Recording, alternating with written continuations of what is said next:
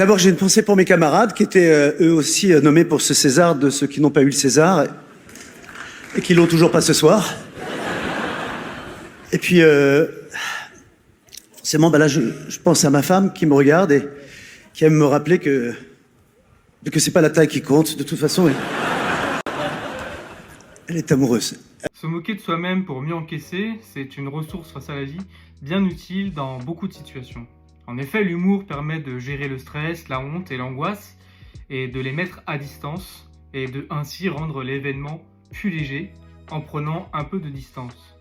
Anna Freud les classait dans les défenses matures car elles permettent de gérer les tensions sans trop s'éloigner de la réalité. Attention, tout humour n'est pas forcément sain. Le sarcasme et l'ironie, par exemple, peuvent masquer de la frustration et de l'agressivité qui n'est pas assimilée et qu'on projette ensuite à l'extérieur afin de le faire comprendre d'une manière plus subtile que directement l'exprimer.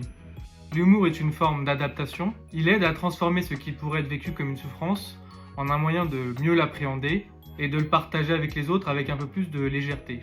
Par l'humour sain, donc sans moquerie ou mépris de l'autre, l'humour et l'autodérision permettent autant de se relier à soi qu'aux autres, en faisant partager ce qui nous touche personnellement sans mettre l'autre dans le même sac, ce que fait par exemple le sarcasme ou l'ironie, où il y a une forme de jugement derrière. L'humour est une ressource face à la vie ou un mécanisme de défense, c'est comme vous voulez, de niveau 1. Elle peut donc être utilisée à volonté comme bon vous semble. Et si toi aussi tu utilises l'humour comme Franck Dubosc, écris-le moi en commentaire, ça m'intéresse beaucoup. Abonne-toi pour plus de contenu psy.